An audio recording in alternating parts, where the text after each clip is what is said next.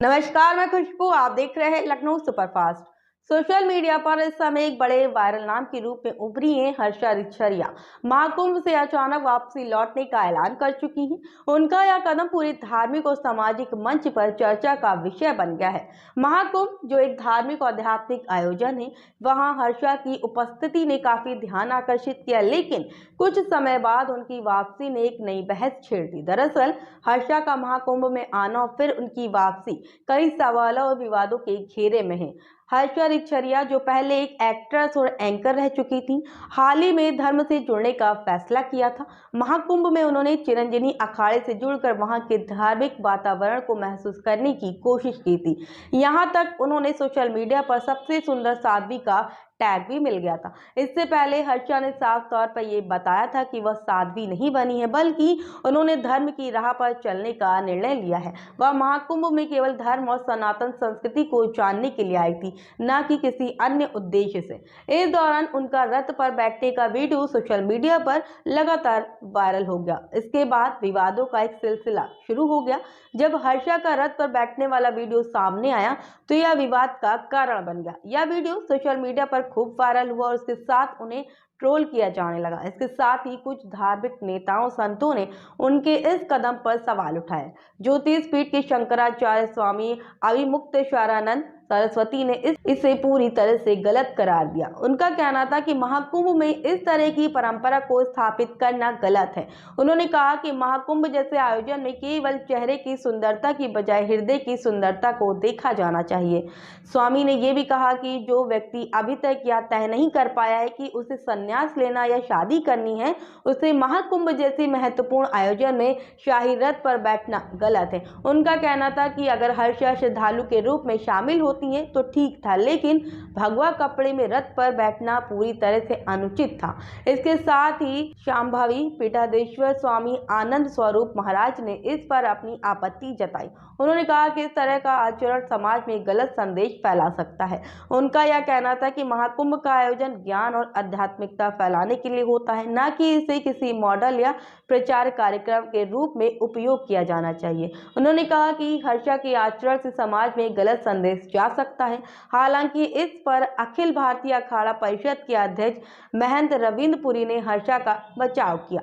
उन्होंने कहा कि भगवा कपड़े पहनने का कोई अपराध नहीं है, यह हमारी परंपरा का हिस्सा है। उन्होंने ये भी कहा कि हर्षा निरंजनी अखाड़े से जुड़ी हैं और उन्होंने एक महामंडलेश्वर से मंत्र दीक्षा ली थी। महंत रविंद्रपुरी ने कहा कि हर्षा का रथ पर बैठना कोई गलत बात नहीं थी, क्योंकि यहाँ एक धार्मिक परंपरा का हिस्सा था और भगवा कपड़े पहनने का कोई पाप नहीं। हालांकि हर्षा को सोशल मीडिया पर भारी ट्रोलिंग का सामना करना पड़ा। इस ट्रोलिंग के दौरान वह काफी परेशान हो गई।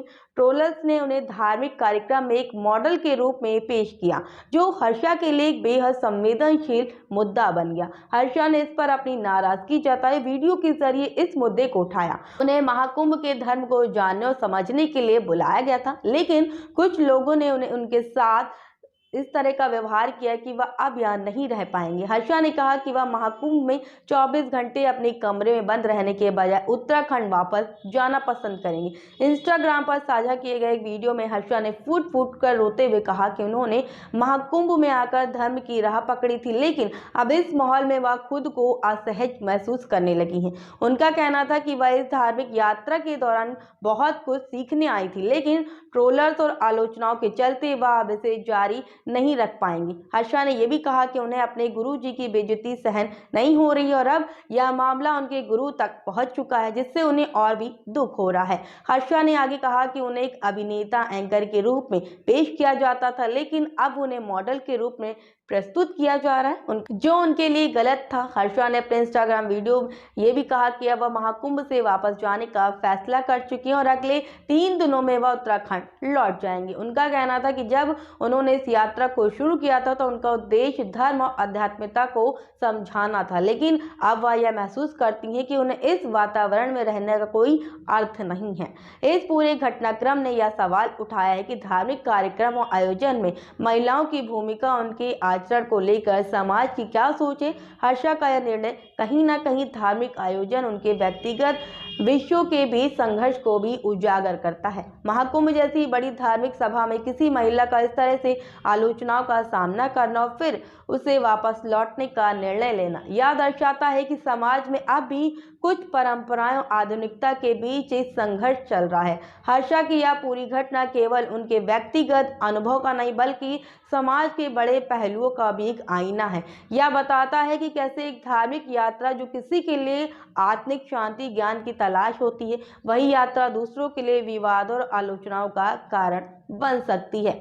वीडियो में भी अगर आप देखेंगे तो किस तरह से फूट फूट कर हर्षा रिछरिया रोते हुई नजर आई है, लेकिन इस पर आप क्या कहेंगे कमेंट बॉक्स में जरूर बताइए और ऐसी खास अपडेट के लिए बने रहे हमारे साथ और देखते रहिए लखनऊ सुपरफास्ट।